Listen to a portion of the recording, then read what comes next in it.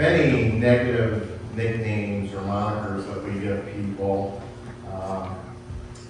Things like rat or snitch. You don't want to be one of those because snitches get stitches, right? Or a Debbie Downer. You definitely don't want to be one of those. You have a perfectly normal and happy situation and then inject some probably true but very negative fact and just bring the whole thing crashing down. Our newer one is a Karen. I feel sorry for my sister-in-law on that one. You know, and it isn't just for women because of quality and all. So there's male Karens too, but they don't have another name for that, like a gem or anything. So they just call them a male Karen. In the Christian world, though, there are at least two that you do not want to be called. And the first one's pretty obvious, pretty easy. Does anybody know what that is? It's a hypocrite. Right? We don't want to be called a hypocrite. Jesus has some very harsh words for hypocrites. And then the second one, let's see who was paying attention last week. Any guesses on the second one? Doubting Thomas. Yes, got it. Doubting Thomas. Now, Thomas was one of the 12 apostles, most famous for what we're going to talk about today. But as you're going to see, it's a nickname that's not necessarily deserved. But we're going to talk about this today as we conclude our series on Help My Unbelief. We don't know a whole lot about Thomas from the Bible. And part of the reason for that is, for instance, the Synoptic Gospels, Matthew, Mark, and Luke, only mention him in a list of names when he's present in a particular situation. So like in Matthew 10, 1-4, and he called to him his 12 disciples and gave them authority over unclean spirits to cast them out and to heal every disease and every affliction. The names of the 12 apostles are these first: Simon, who was called Peter, and Andrew, his brother, James, the son of Zebedee, and John, his brother, Philip and Bartholomew, Thomas and Matthew, the tax collector, James, the son of Alphaeus, Thaddeus, Simon the Zealot, and Judas Iscariot, who betrayed him. What we really learn about Thomas comes from the Gospel of John. For instance, he was a twin. John 11:16 says, "Then Thomas, called Didymus, said to the rest of the disciples, 'Let us also go, that we may die with him.'" Now that's how the NIV, the NASB, and the New King James translate this. Didymus is the Greek word for twin. The New King James and the ESV, which is the two translations we use here typically, translates it for us. So Thomas called the twin. Also to his fellow disciples, "Let us also go that we may die with him." But it's also from this particular passage in John 11 that we see Thomas showing some leadership and courage, like real courage. And interestingly, this event also happens to tie into our theme for this series. Because it was here in John 11 that Jesus decided to stall or delay going to Bethany when he gets word that his good friend Lazarus is sick and dying. And in fact, actually, Jesus knew that Lazarus had just died. In verse 11, he says, "Our friend Lazarus has fallen asleep, but I go to awaken him." Of course, he's using that as a euphemism for death. But his disciples didn't understand what he was saying, no more than we would understand that. If I said, "Hey, I'm going over to Lake Luzerne because so-and-so fell asleep," you'd be like, "Well, don't go wake him up," right? Because you don't realize that what I'm really saying is he died. And so they respond how we probably would. "Oh, that's a good thing that he's asleep, because he'll heal, he'll get better that way. That's going to help him." But in verse 14, Jesus says, Jesus said to them plainly, "Lazarus is dead." It reminds me of a fatal accident that I worked when I was in the sheriff's office up on Route 28, just north of Warrensburg and Johnsburg. A college student, a young girl, had gone off the road, launched her car, hit a tree probably about 10 feet up in the air, and rolled it and landed back onto the roof into the roadway again. And so when I get on the scene, I go up to the car, and it's upside down, and she's hanging in the car, and I reach down on the window and I look at her and I say, hey, it's going to be all right. We're going to get you out of there. And the EMS worker walks up and just plainly says, she's dead. She's dead. Lazarus is dead. Just matter of factly, just plain.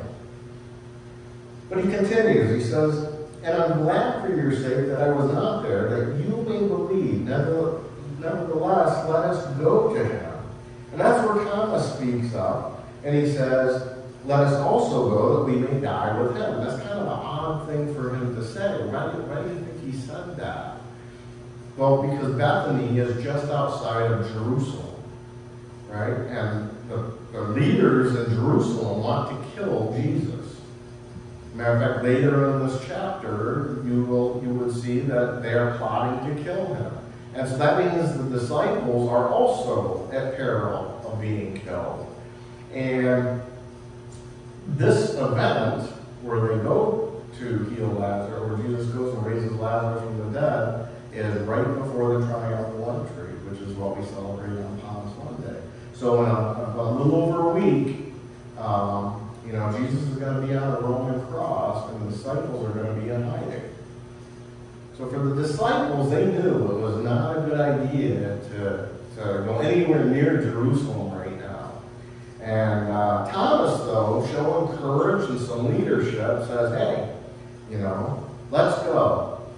Jesus is going to go, and Jesus is going to die. Let's die with him. Because Thomas believed. He truly believed that Jesus was Messiah. He was not a lukewarm Christian. He had rock-solid faith, which does not match up with the doubting Thomas name that he's given. He had a very close relationship with Jesus and would follow him to the end. And again, he did have great faith. The other thing to realize is that Jesus is going to raise Lazarus. Why? To help them believe that, he's going to tell them again, like for at least the third time, I'm going to have to die, but I'm going to be raised again. And this would be fresh on their minds. So they go to Bethany. Jesus raises Lazarus from the dead. Fast forward, we have the triumphal entry, Palm Sunday, and then Jesus is arrested and tried, and crucified and buried, and he's resurrected on the third day. And of course, the disciples all go. Most of them go hide in the upper room. The women go to the grave, and they're the first to witness the resurrected Jesus. They're told to run back and tell the disciples, so they head back to the upper room. There's about 9 of them in the upper room at this point, because 2 of them are on the road to Emmaus right now. They're leaving town. And then the 12th one is Judas, and he's committed suicide. So there's about 9 of them. So they go in, they tell him, hey, we saw the resurrected Jesus, and he wants to meet you in Galilee, and they don't believe him. They do not believe him. Luke 24:11 says, but these words seemed to them an idle tale, and they did not believe him. So while Thomas is getting a bad rap for being a doubter Thomas, all the disciples were doubters. None of the apostles believed that Jesus was raised from the dead at this point. That being said, Peter and John were kind of like, well, maybe he did kind of know. So let's go find out. So they go race. They literally have a race to the tomb. John wins because he's younger and better shape. But he doesn't go into the tomb. Peter goes in, and at some point along this timeline, Jesus appears to Peter. And we know that from the creedal statement that's embedded in 1 Corinthians 15, and also from the next witnesses, which are the 2 that are on the road to Emmaus. And so Jesus appears to them and spends some time with them and ultimately reveals himself to them. And they go rushing back to Jerusalem, go back to the upper room. They tell the disciples what happened. Hey, we met Jesus, he's alive. We saw him, we talked to him, we had food with him. And he appeared to Peter. Come on, Peter, tell him. Right? And, suddenly, Jesus is right there in the room. The door is shut, it might even be locked, and he just appears and it freaks them out. Okay, verse 36. As they were talking about these things, Jesus himself stood among them and said to them, "Peace to you." But they were startled and frightened and thought they saw a spirit. Now you got to picture this, okay? Like imagine you're sitting downstairs at ABC dinner, and you're just minding your own business, and then all of a sudden, Jesus suddenly appears. It's like, right, out of nowhere. And he says, "Peace to you." And then he says, "Why are you troubled?" I got to stop you right there, okay? Why am I troubled? Because you just scared me to death. Because you just appeared out of nowhere. We're in a shut, locked room, and you just appear and say, "Peace to you." That's why I'm troubled. Anybody with me on that? Yeah, right? And why do doubts arise in your hearts? See my hands and my feet, that it is I myself. Touch me and see. For a spirit does not have flesh and bones, as you see that I have. So go ahead, touch me. Touch my wounds. Stick your fingers in there. Poke me, prod me. You can't do that to a ghost. And when he had said this, he showed them his hands and his feet. And while they still disbelieved for joy and were marveling, he said to them, "Have you anything here to eat?" They gave him a piece of raw fish, and he took it and ate before them. Because ghosts can't eat, right? But as far as we know, ghosts don't eat. So, now, Thomas handles this a little bit differently. Okay? This is where I think Thomas gets the bad rap. Because John goes on to tell us, he says, "Now Thomas, one of the 12, called the twin, was not with them when Jesus came." So he was not in the room at the time. Okay. So the other disciples told him, "We have seen the Lord." But he said to them, "Unless I see his hands in the mark of the nails, and place my finger into the mark of the nails, and place my hands into his side, I will never believe." I'm deducing from this that the disciples probably told him that they actually touched him, that they could put their fingers in his wounds, because that's exactly what Jesus did. Okay? So Thomas didn't just come up with this on his own, I don't believe. You know, I've got to see his unless I touch him. It's like, no, unless I get to do that too, I'm not going to believe. Okay? They probably told him that he ate with them as well. There's 8 days later. It says 8 days later, his disciples were inside again, and Thomas was with them. Although the doors were locked, Jesus came and stood among them and said, "Peace with you." It's twice. I'm amazed they lived to be martyrs, because I would have a heart attack by now. But then he said to Thomas, "Put your finger here and see my hands, and put out your hand and place it in my side. Do not disbelieve, but believe." Thomas answered him, "My Lord and my God." Now that's different than the other disciples. What happened with the other disciples? It said they did not believe still. They still weren't believing. Thomas immediately believed and said, "My Lord and my God." If anybody's a doubting Thomas, it's Matthew and John and James and the other disciples. So Thomas kind of gets a bad rap for being a doubting Thomas. But he believes. And Jesus says to him, "Thomas, because you have seen me, you have believed."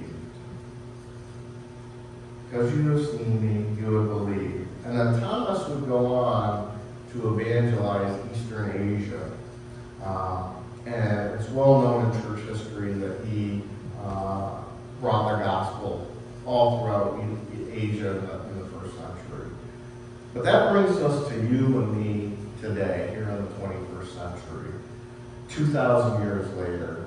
I want to direct you to the last half of verse 29. Jesus said, "Blessed are those who have not seen and yet have believed." Blessed are you here today who have not seen, not having the opportunity to touch the wounds or sit down and have dinner with Jesus, witness his miracles. what you believe. Isn't that comforting? Blessed are those who have not seen and yet have believed. We still have biblical faith, not blind faith. We have informed faith, right? And how do we get informed faith? By reading the Bible. Well, by having doubts and asking questions and then seeking out the answers to those questions. And we do that by reading our Bible, by having our Bible study, right? We're doing an apologetics Bible study right now. We seek the evidence that's available to us. Peter said, "But in your hearts, honor Christ the Lord as holy. Always be prepared to make an offense to anyone who asks you for a reason for the hope that's in you. Yet do it with gentleness and respect." So, but simply put, that means know why you believe what you believe and be able to tell somebody about it. Okay? And again, that's why we are doing this particular Bible study. But yes, we go to God, we go to God's Word, we have questions. The point is, though, it's okay to have some doubts. It's okay to have some questions. In his book, Questions and Answers of the Christian Faith, theologian Roger Olson says this: "The reflective Christian is one who questions what she believes while continuing to believe what she is questioning." That quote is appropriate because it comes from the concluding chapter of his book called Believing While Living with Questions. It's also good for Christians to allow their doubts to be challenged by God and then proved through God's truth and his faithfulness. So although some of us may see our struggles and our doubts as how far we are away from God, we need to recognize that those same doubts and struggles might in fact show us how close we are to Him. God's Word is full of people, biblical heroes we might call them, who doubted and questioned, but then went to God for the answers. And that's what I want to encourage you to do for the remainder